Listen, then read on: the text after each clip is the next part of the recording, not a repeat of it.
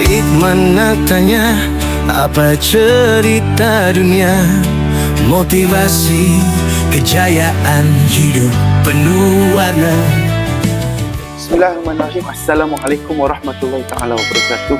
Guys, berjumpa lagi dalam satu segmen rancangan Hikmat nak tanya. Pada episod yang kedua hari ini, kita bawa satu tetamu yang begitu istimewa bersama dengan saya, Bro Sufi Kamari. Istimewa sangat. Ya. So, bersama dengan kita Sufi Kamari, kenalkan sedikit, boleh tak untuk permulaan kenalkan sedikit pengenalan diri kepada penonton untuk Hikmat nak tanya pada hari ini. Okey, terima kasih banyak. Salam hormat, salam Ramadan Mubarak. Hari ini hari yang ketiga. Nama saya Muhammad Sufi bin Kamari. So you guys boleh panggil saya Sufi ataupun kawan-kawan panggil SK. Dan juga boleh ikuti channel YouTube saya. Boleh subscribe di SK Studio. Okay, dan kita berkongsi lah tentang banyak isu semasa dan pandangan-pandangan politik mutakhir di situ. Okey. Tak tahu pasal apa, man. Tak ada apa-apa yang istimewa pada saya. Yelah, mungkin sedikit pengenalan bagaimana terdirinya nama Sufi Kamari Anggah sehingga kini. Siapakah di sebalik nama-nama? Tidak, semua Ta'ala yang bagi. Allah. Kita ni tak rancang semua. Kita bukannya nak jadi kita bukannya beria nak jadi Perdana Menteri tak. Kita bukannya bercita nak itu nak ini tidak. Kita buat ni semua kerana ini adalah perjuangan. Sebab kita masuk berjuang, bergelumang dalam Parti Sosialis Malaysia ni sejak zaman kita di universiti lagi. Kemudian masuk, kita bekerja, kemudian kita berbakti di cawangan, di kawasan. Kita buat seperti mana orang-orang semua sebelum kita yang buat. Cuma kita buat ikhlas, dan saya ni, kebetulan saya ni, passion saya adalah passion kepada politik. Ataupun leadership. Sebab saya sejak zaman saya sekolah rendah, menengah dan sekolah matrikulasi dan universiti, memang saya sentiasa diberikan jawatan sebagai pemimpin, ketua. Kalau untuk Pertama Keman di Sekolah Menengah Sains Kuala Selangor, tahun 2001 saya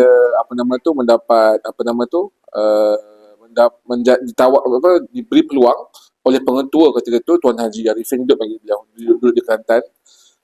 Saya usrah beliau hari pertama, malam pertama masuk sekolah tu, malam pertama tu usrah dengan pengetua. Dan pengetua dengar bacaan Al-Quran saya dan terus kata, okey, dia ni naikkan jadi imam. Form 1. Jadi saya bagaimana sebenarnya saya besar kan, sesuai lah. Tapi cerita tu memang faktor usia, mungkin faktor fizikal dan faktor yang berbagai lah, dan saya diberikan sentiasa ruang untuk memimpin. Dan akhirnya bila kita dah keluar bekerja, hidup ni keras, cari duit lebih, cari apa, Allah bagi ruang juga dalam ruang-ruang yang ada lah untuk kita terus bukanlah menyelah, berkongsi apa yang ada dengan berbakti kawan, berbakti dan kita gunakan social media sebaik-baiknya untuk menyatakan, daripada kita biarkan kami budak Gen Z kan, yang boleh pergi bukan mereka bagus lah, itu untuk mereka. Tapi kita juga mesti berikan konten-konten yang baik. Dia konten lah ni, konten-konten yang baik untuk macam Ikman buat berkongsi tentang makanan, tempat-tempat yang menarik. It's very good content. Jangan putus asa. Sebenarnya kita nak buat untuk apa? Itu je penting. Kalau kita buat itu, kita akan tujuan apa, insya-Allah the rest will come afterwards. Duit lah, monetization lah, itu kan kemudian. Baik. Kita nak pergi kepada soalan yang cukup. Sangat-sangat cukup dan bermakna lah. Saya nak tahu, apakah cabaran sepanjang perjalanan kehidupan yang bernama Sufi Kamari ini, apakah cabaran yang paling besar yang SK pernah hadapi untuk dikongsi? Saya rasa banyak fasa kehidupan. Antara yang tidak boleh macam sekarang. Terus terang saya kata, antara yang paling saya terkesan adalah saya kehilangan kerja pada sebab berlaku retrenchment. Banyak kali lah retrenchment ketika zaman oil and gas jatuh dahulu. Saya dulu kerja subcon, jadi kita banyak lah bila subcon ni last in first out. Maknanya siapa yang terakhir masuk company tu daripada newcomers, dia akan retrench paling awal lah untuk disusun. Jadi saya pernah 2016 saya ceritakan anda semua. Tadi saya baru 2 tahun kahwin, anak membawa seorang. Kita tidak ada simpanan ketika itu, kita kerja, bayar hutang, dan rendah sikit-sikit untuk simpanan untuk jangka masa pendek. Ya. Tapi saya di retrenchment, time tu orang rumah saya berhenti kerja di Pasir Gudang sebelum tu dan bawa balik ke KL, duduk di Taman Mata. 2016 saya ingat lagi. Memang retrenchment. 2015 sebenarnya. Tapi 2015 retrenchment berlaku dan ketika tu saya memang tersentak. Uish, langsung tak ada simpanan, macam mana nak teruskan kehidupan, udah hutang yang banyak lah, hutang kereta, hutang peribadi, macam-macam hutang lah kita cerita kan. Kita panik lah masa tu. Muncul lah rumah saya ni, kami lah dia nasihatkan saya, bang, apa kata kita patah balik. Sebelum tu saya duduk Pasir Gudang. Saya lama di Pasir Gudang, rumah saya pun kerja di Pasir Gudang sebelum kita fasa kahwin yang mula-mula dan secara bujang lagi lah. Patah balik maksudnya kami daripada Pasir Gudang pergi ke Gombak untuk hasil untuk hidup lah. Maknanya mengambil peluang reset tu maksudnya selepas kita retrenchment di Gombak, di Selangor lah, di KL, saya di retrenchment. Saya kata macam mana nak cari kerja, lambat lagi, semua tak tahu macam mana. Okay, apa kata kita reset balik sebenarnya Pasir Gudang. So Pasir Gudang kita boleh ada tempat kerja kilang. Rumah saya kerja di kilang, sebuah kilang yang terkenal lah, boleh dapat kerja balik situ. Dan bersama kita orang time tu saya pergi ke rumah mak mentua saya di Keluang tu, kita pinjam duit RM3,000 untuk hidup, depan muka lah mak. Untuk meneruskan Sebab ada hutang lah, hutang nak kata kan, takkanlah minta kerja esok dapat gaji tu akan 2 bulan. So sepanjang tu duit mana nak ambil. So kita realistik lah, kita pinjam duit RM3,000 saya bagi tahu. Ni saya tak ramai saya cerita, tapi yang saya boleh sampai sekarang saya kata, tapi we survive. Maksudnya bila kita pulang balik ke Keluang, minta restu mak ayah untuk pinjam duit, dan bukan pinjam, memang dia bagi je. Mak tu baik lah, dah meninggal lah dulu mak mentua saya, sedekah Al-Fatiha lah. Biasa ketika anak-anak menantu susah. Kita budak, itu saya umur 26 baru kahwin macam tu. Kita jenis tak beringat kan masa tu kan. Tak apalah, kita belajar lesson learn. Terus saya balik ke Pasir Gudang, rumah saya dapat kerja dulu. Time tu rumah saya kerja pasti dulu. Dengan berkat daripada gaji pasti RM700 ketika itu. Bukan gaji pun, allowance lah. Allowance pasti RM700. Itu pun tak ada interview. Memang Tuan Haji Izzuddin, pengurusi pasti Al-Irfan Terbau, dia kenal saya. Saya dulu pemuda Terbau sebelum ni. Dia bagi dia nak bantu kan. Rumah ada kerja dulu. Dan sama saya mengajar tuition. Gaji hari lah, ada gaji minggu. Untuk survive lah. Dengan duit yang ada tu untuk bayar hutang-hutang. Kena survive makan-makan sikit tu untuk tambah-tambah. Dan bermula episod 2016 tu cari kerja, mengata-kata hantar resume ke kilang-kilang yang ada di Pasir Gudang. Rumah saya dah memang dapat kerja dah di kilang lama dia. Tapi dia takes time lah, 2 bulan kot proses interview dan sebagainya. Moral of the story, saya boleh katakan bahawa bad days, good days dia ada dan dia akan berlalu. So walaupun susah mana pun ketika itu, kita hadapi lah, kita doa, kita minta bincang. Kadang-kadang orang kita kalau stres sangat bunuh diri, atau stres sangat buat benda yang memudaratkan diri kan. Jadi kalau kita stres macam mana pun, tak ada duit, masalah kewangan ke apa, bincang dengan family lah yang dekat, macam mana nak atasi. Kadang rumah saya sampai gadaikan barang kemas dan kita, itu semua berlaku. Saya sepanjang saya hidup, saya tak malu lah, sebab itu yang realiti kita berlaku. Dan saya ramai orang satu juga. Yang penting kita tembus balik lah, saya kata tembus balik lah. Isu dia lah, kita kena hadapilah dengan tenang. Kita kena akui kita ada masalah ekonomi, masalah kewangan, dan kita pun bukan anak Datuk Seri ke nak Tan Sri ke yang ada macam-macam leverage yang boleh kita gunakan. Kita guna apa yang ada, kita teruskan kehidupan.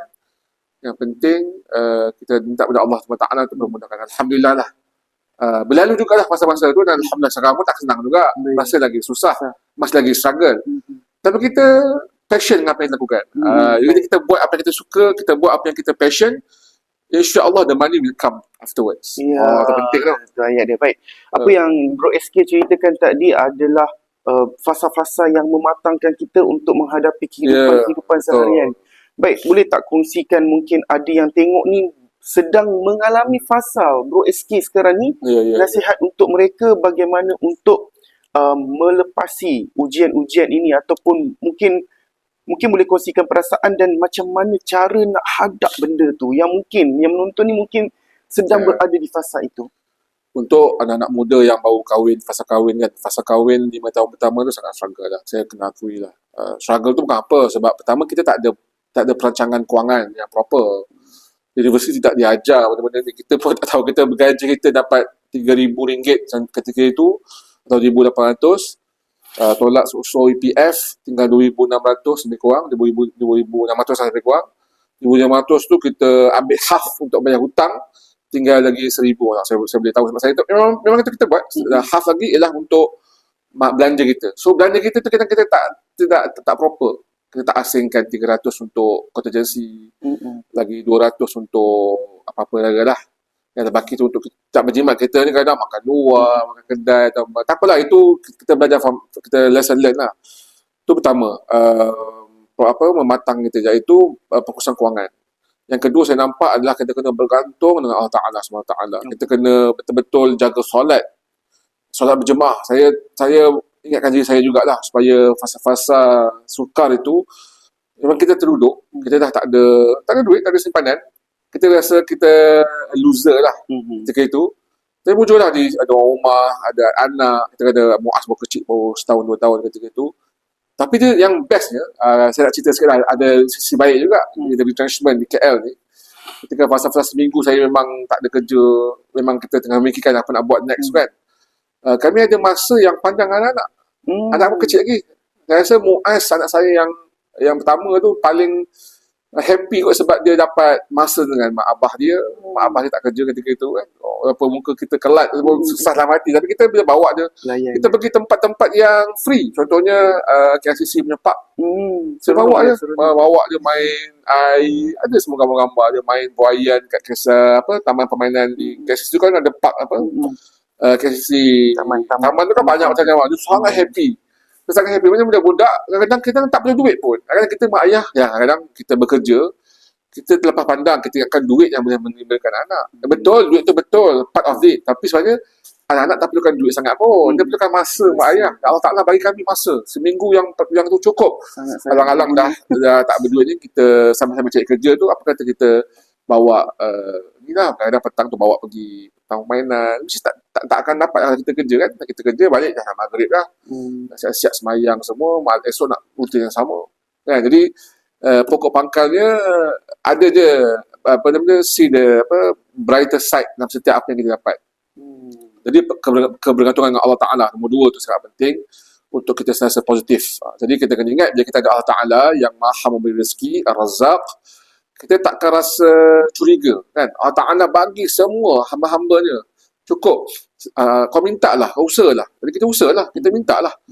Soal bagi tak bagi tu sepanjang pengalaman insyaAllah ada. Allah Ta'ala ni memang Dia dah susun cantik lah. Kadang bukan dari sudut duit, tapi dari sudut orang bagi pinjam, orang bagi support, emosi ataupun orang baik dengan kita. Tapi hakikatnya kalau kita tak bersyukur tu yang bahaya. Kita rasa semua dia nak ikut kehendak dan plan kita, which is akhirnya dia akan membawa kemudaratan kepada kita. Sebab kita terlalu expected pada manusia, bahaya. Kita plan usaha kita, aku ni pandai, fall flat, aku mahu dapat kerja bagus. Okay, dah dapat kerja bagus lah. Gaji RM45,000, betul, cantik lah untuk budak muda. Tapi kau tak cukup juga. Sebab kita duit kad kreditnya, hutang keretanya, kita belanja banyaknya, kita akan rasa macam, contoh kita buat pinjaman lah, kita buat personal loan, soft loan, pinjam RM60,000, kita rasa okey. Sebab aku gaji RM45,000, boleh bayar kan. Loan memang suka je, bank memang suka je. Budak muda gaji RM45,000 untuk buat loan, memang dia galak kan. Sebab ni kau jangan kata, kalau you ada, dia panggil apa, kredit skor yang bagus, you akan lebih mudah untuk ambil hutang lagi banyak. So, generasi berhutang akan terus terhasil daripada kesan. Mana kesan dia? Kesan yang dasar daripada kita merasakan setiap tindakan kita, perbuatan kita adalah hasil daripada kita sendiri. Salah besar. Dari sudut iman, dari sudut akidah pun bahaya. Boleh merosakkan, menjaskan sedikitlah akidah kita. Dan akhirnya kita tak bergantung pada Allah Ta'ala. Kita bergantung Allah Ta'ala, tapi kita tak rasa. Betul tak? Kita rasa aku ni dapat ni sebab aku fall flat. Aku dapat sebab aku, aku gaji besar. Gaji besar, kita rasa selesa kat situ. Which is bahaya lah. Bahaya dan mudah terperangkap lah. Suka terpengarap. Wallahualam. Sedikit banyak bantu lah. Ya, Alhamdulillah. Okey, baik. Seterusnya, sepanjang perit lelah perjalanan Sufi Kamari, siapakah yang menjadi tulang belakang kepada Sufi Kemari supaya lebih kuat, dan kalau dia menonton, apakah ucapan terima kasih yang boleh disampaikan? Saja Iqbal memancing emosi ni. Ya. Saya tak kata pelangkat kan macam ni. Kita baru nak bagi SYP. Tak ada. Oh, pandai. Cuma jujur saya cakap, kita perlukan, kita tak boleh duduk seorang kan kehidupan ni.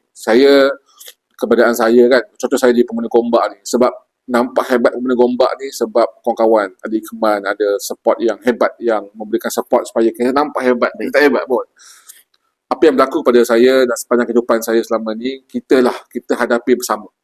Rumah, arwah mak mentua, pak mentua, mak ayah saya. Mak ayah saya ni antara orang yang sangat-sangat memahami lah. Dia tak nak bercakap, dia tahu kita susah, dia bagi dia tinggal tempat tinggal. Dan saya sampai sekarang tinggal dengan mak ayah. Kan? Tapi kita bantulah bayar militeri, kita terima balas lah balik kan. Which is mak ayah tahu kita nak menyewa pun di KL ni. Kan? Jadi orang tua kita hidup, dia pun dulu susah. Dia lagi susah balik kita, dia tahu kan. Jadi dia tahu kan, duduklah dengan mak abah. Kau bayarlah biar betul bayar, kan? Kita pun terima balas lah. Kita hidup mak ayah, lepas tu kau belah. Kau macam tuan pula kan. Isu dia ialah, kita ni kena jadi manusia lah. Manusia yang terbaik adalah manusia yang berkongsi dan juga memberi manfaat kepada orang lain. Jadi orang rumah saya, isteri saya ni, dia sangat memahami. Beliau boleh sebut nama? Boleh kan? Nuriza Nisa ni seorang yang orang kata susah cari perempuan. Dia macam nak suruh cari bagi lesson lagi ya. Supaya lebih luas lagi. Nak cerita sih, jarang nampak perempuan macam ni lah. Kita tengok perempuan.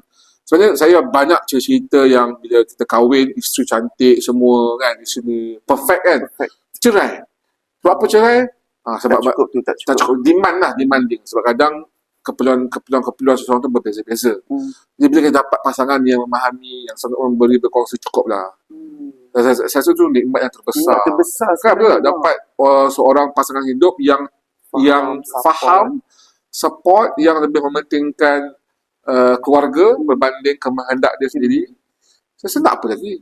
Kan? Kau nak bulan bintang, emas permata ataupun apa kan, macam benda tu menyusahkan kau, kemudian buat apa? Tapi dapat pasangan yang betul-betul memahami. Jadi sangat penting kawan-kawan. Apa yang penting sini yang kita nak berkongsi ialah mendapat pasangan hidup yang rela, susah senang tu adalah perkara yang mahal sebenarnya kan. Yang kita sangat take for granted sangat lah. Kadang-kadang orang Melayu kita ni, bukan Melayu lah, siapa sajalah, Cina ke India ke, dapat pasangan yang boleh menggembira. Kita balik rumah tu kita happy tengok muka dia, sebab dia sangat-sangat jujur. Berapa ramai orang pasangan bila berkahwin, dia semata nak duit kita je. Atau dia nak kemasyhuran kita sebagai contoh popular. Atau dia nak kehansaman, semua tu akan pudar, akan hilang. Tak tahu bila-bila masa boleh pergi. Tapi dapat pasangan yang ikhlas, yang betul-betul cintakan kasihkan kita sebab anak-anak, sebab keluarga tu, berapa banyak yang betul-betul ikhlas, yang sanggup gadaikan segala-galanya untuk memastikan survival tu terus berterusan. Dia nampak ada kelebihan dari kita. Kadang orang rumah kita ni, dia sangat berbuat sedemikian. Perjuangan itu adalah kerana ini adalah ladang pahala.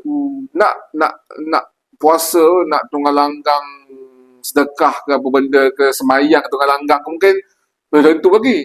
Sebab tu tak tentu kita semayang kita khusyuk dan betul-betul diterima Allah. Tapi kalau kita betul-betul ikhlas memberikan manfaat kepada keluarga kita, Allah Ta'ala akan bagi rezeki, akan Allah Ta'ala akan balas. Sebab kita betul-betul ikhlas nak memastikan survival kita berterusan. Jadi kawan-kawan semua hargai isteri. Jangan, tapi orang masa kata, alah, awak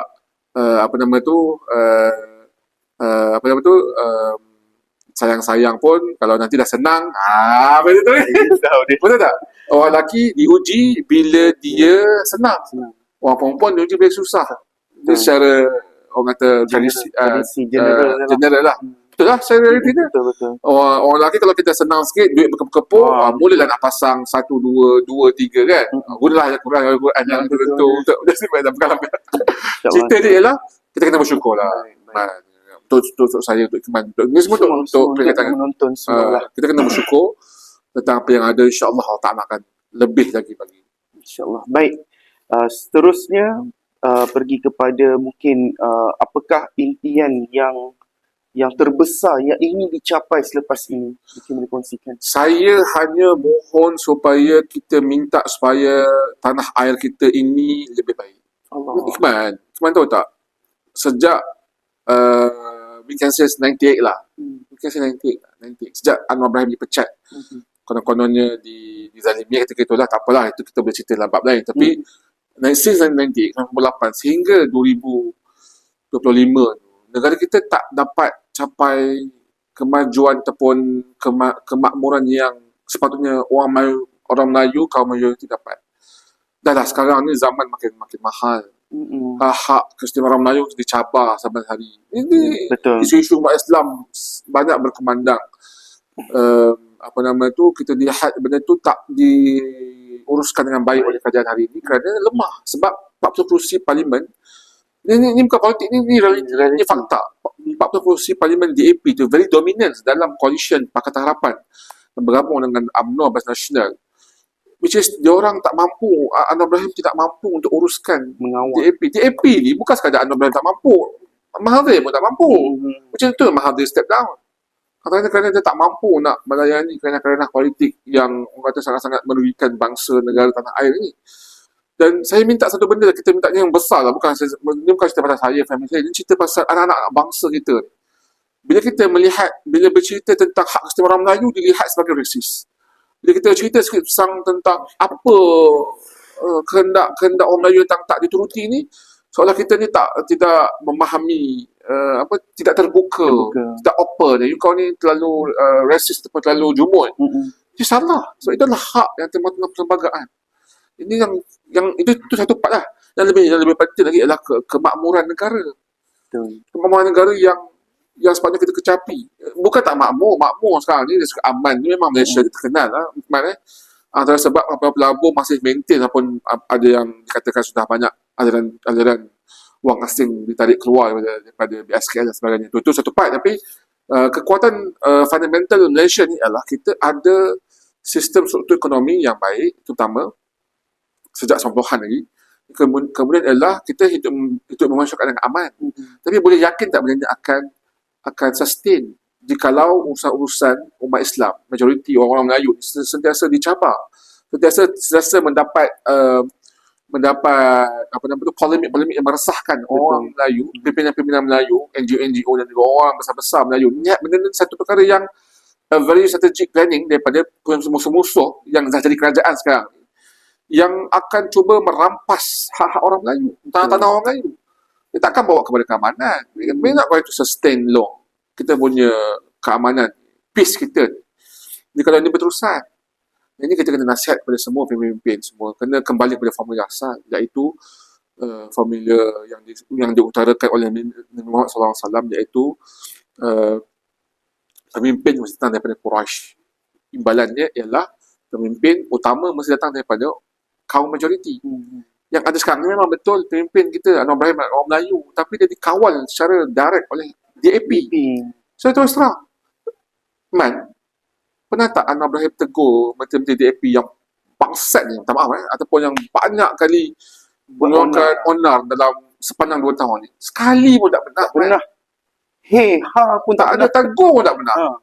Bahkan benda ni dah dibangkit pada ramai pemimpin UMNO lah, bukan UNDAP, UMNO yang menegur benda ni.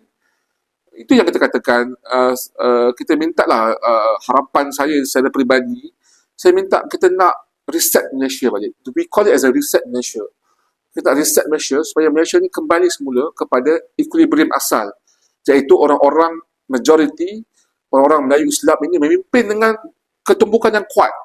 Supaya kita boleh buat orang Islam, orang Melayu kuat, Islam kuat ini, insya-Allah akan limpahannya kepada orang-orang bukan Islam, terbukti. Jadi kita perlukan a strong leadership satu, kita perlu pemimpin yang betul-betul boleh merungkai masalah ini dengan jujur, bukan bermuka-muka. Kan Anwar Ibrahim latest kali Anwar Ibrahim apa dia cakap? Dia kata 33 bulan merentah, PAS buat runding terus, masuk poket. Bukti dia mana? Tak ada bukti. Tak ada. Dulu kata PAS ataupun PN terima duit judi, tak ada bukti. Dana judi yang sebelum tu lagi 90 juta. 90 juta. Pas terima duit 90 juta daripada UMNO, tak ada Tak ada bukti. bukti. Yang terbuktinya ialah UMNO melalui naib presidennya Ismail Sabri, lupa dia orang ni, Ismail Sabri tu masa lagi naib presiden UMNO, ada 170 juta, itu pun belum tentu lagi sabit ke Ismail Sabri. Didakwa saja sebab Ismail Sabri ni kabarnya sudah menarik sokongan kepada PMP kerajaan ini. Dan dibawa beberapa gerombolan MP-MP BN, MP UMNO. Itu yang berlaku sebenarnya. Sebab tu serangan yang dibawa oleh Ismail Sabri ni is a, orang kata is a, apa nama tu, political accusation lah sebenarnya. Tuduhan Dendam apa, politik. serangan politik, dendam politik Anwar lah, supaya kau tak nak bersama dengan aku Buat something. buat something. It's normal lah. Siapa suruh kau tak nak sokong aku? Itu strategi Anwar dulu ni. Dan itu cerita dia. 170 juta ni ke mana? 170 juta yang rampas oleh SPM baru ni. Apa mahu rakyat dapat? Itulah orang nak kaitkan dengan PN. Oh, sebab PN sama-sama PN. Orang lupa dia masih lagi naik presiden Masih UMNO. lagi presiden UMNO. Dan saya yakin duit-duit yang banyak-banyak itu bukan duit Ismail Sabri seorang. Itu duit UMNO memang biasa benda-benda ni. Duit politik. Bukan kita macam semalam baru kena politik apa kita ni. Macam soal ni Ismail Sabri banyak duit, sebenarnya duit PN. Boy. This is a very bad assumption lah ataupun accusation. A very bad propaganda lah untuk kawan-kawan semua yang tengah tengok ni. Totally orang kata false accusation yang boleh turn back balik pada korang. Sebab orang rakyat akan fikir, kalau kenapa baru sekarang nak tangkap Kecoh nak tangkap. Ismail Sabri bukannya semalam jadi MP. Dah 2 tahun Dah lah. lama lah. Mungkin selama ni dia bersabar, bagi ruang. Mungkin dah tak boleh sabar kot. Mungkin dah tarik sokongan. Ini kata-kata apabila UMNO terutamanya kena muhasabah. Zainuddin and the gang ni, you guys ni tak buat apa-apa, senyap sampai sekarang. You dalam kerajaan. Betul. Yang kena tahan tu naib presiden you. Bekas Perdana Menteri yang ke-9. Kan? Jadi macam ni semua tadi. Sama macam Najib lah. Najib itu adalah Perdana Menteri yang bosku yang paling berpengaruh dalam UMNO. Bila dah jadi macam ni, semua buat peduli. Addendum dibiarkan, dinyahkan. Biarkan merengkuk penjara. Walaupun Sultan Pahang menyebut dalam ucapan dia sebut kesahihan addendum melalui mulut Tuanku Sultan Pahang sendiri. Maknanya kalau tahu wujud addendum tu, tak perlu mahkamah lagi dah. Laksanakan terus. Tapi tak nak. Jadi itu semua adalah dendam politik UMNO yang kita tak perlu kita bahaskan lah. Isunya ialah kita minta supaya keadilan tegakkan. Tegakkan itu Kan? saja. Dato' Seri Ismail Sabri seolah bersalah. Salah lah, saya rasa tak betul. Saya rasa belum tentu lagi. Ya, betul. Kan? Jadi mungkin saya minta reset Malaysia perlu dijalankan, mesti bergerakkan. Kesan kepada orang UMNO yang di bawah ni, saya nampak dah sedar. Yang tak sedar ni atas. Yang tengah sedap terima. Ya, man, we just can say, if dia sangat sedap jadi menteri, Menteri. how long akan sustain? Dia takkan sustain. Orang Melayu takkan sokong kau lagi dah. So kau terus bawa UMNO direction yang salah. Betul. So still got time untuk benda ni berlaku. Shift of perubahan-perubahan yang boleh dilakukan dalam masa terdekat ni. Sebab masuk tahun ketiga lah. Betul. Dan raya boleh dilakukan bila masa saja. Masa sepatutnya lah. Baik, kita pergi kepada kesimpulan keseluruhannya. Silakan kepada penonton kita, Hikmah nak tanya episod kedua kali ni. Saya berkesimpulan bahawa sebab saya macam daripada kisah peribadi terus pergi loncat pada politik kan, macam saya nak katakan bahawa tidak mudah hidup di era AI, era moden, era di mana kita ada semua maklumat di tangan. Dia semakin sukar sebenarnya. Pertama sebab kita nak uruskan ekonomi yang semakin rencam. Ekonomi ni semakin lama semakin, kalau kita tidak ada istilahnya, kalau kita tidak memahami struktur ekonomi yang baru ni, kita akan ketinggalan kan dengan apa nama tu, e-dagang lah, macam-macam lah yang kita boleh bahas kat sini. Cuma saya nak sebut bahawa fundamental asasnya adalah kita mesti kembali Islam. Islam tu adalah jalan penyelesaian bagi semua masalah-masalah manusia. Tak kira seberapa moden pun kita, ataupun seberapa kunonya kita, Islam itu adalah jalan penyelesaian. So, Islam itu sebagai satu pemampan kepada semua masalah-masalah kita. Masalah duit, Islam ada penyelesaian. Masalah family, Islam ada penyelesaian. Masalah apa saja masalah.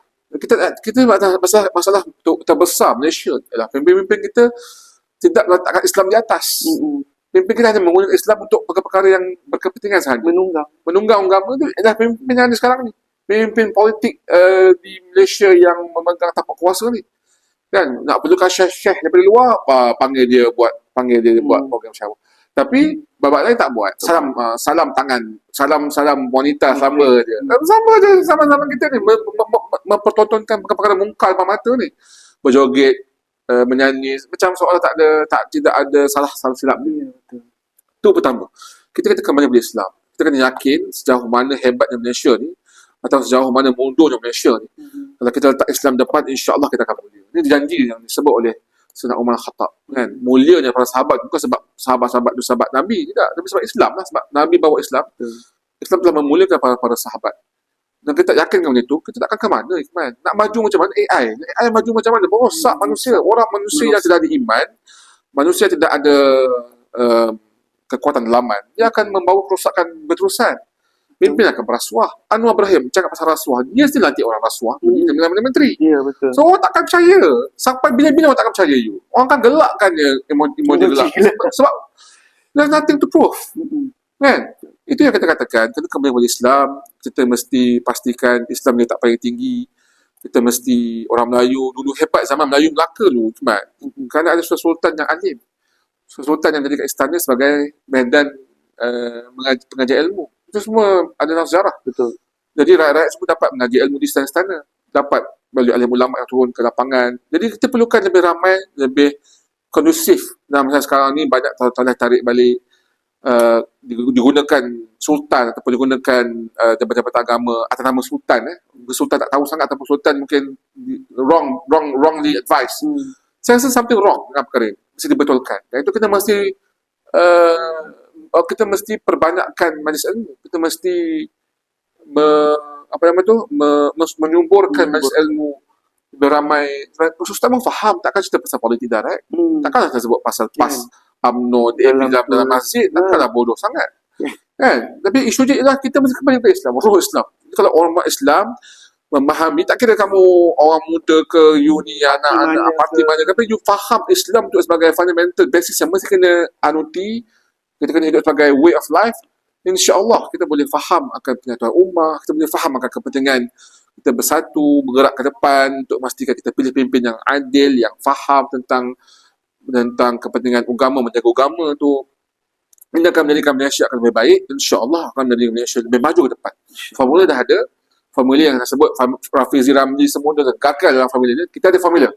Formula kita adalah letak Islam depan, pastikan Islam sebagai payung negara, betul-betul payung negara, bukan sekadar simbolik, bukan sekadar retorik. Betul-betul manfaatkan Islam sebagai the way of life. InsyaAllah. Saya yakin Malaysia akan terus maju lebih ke depan. InsyaAllah. Baik, terima kasih kepada Bro SK kerana sudi bersama-sama dengan kita untuk episod yang kedua dalam rancangan. Harapnya membantulah. InsyaAllah sangat-sangat membantulah.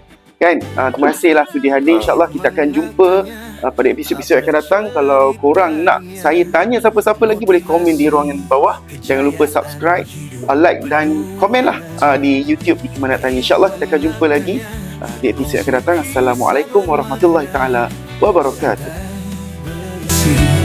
Ruang inspirasi.